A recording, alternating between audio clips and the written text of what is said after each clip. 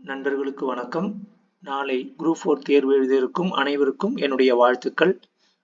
Budget 2025ஆம் ஆண்டில் அறிவிக்கப்பட்டவைகளை பார்ப்போம்.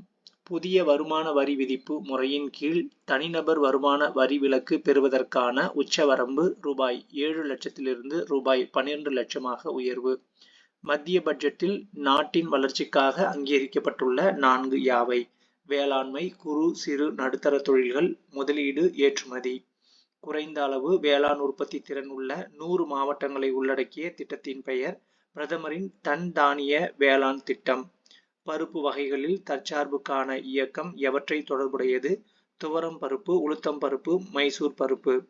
குறு சிறு நடுத்தர தொழில்களுக்கு உத்தரவாதத்துடன் ஆன கடன் வரம்பு எவ்வளவு அதிகரிக்கப்பட்டுள்ளது? ரூபாய் 5 கோடி முதல் ரூபாய் 10 கோடி வரை.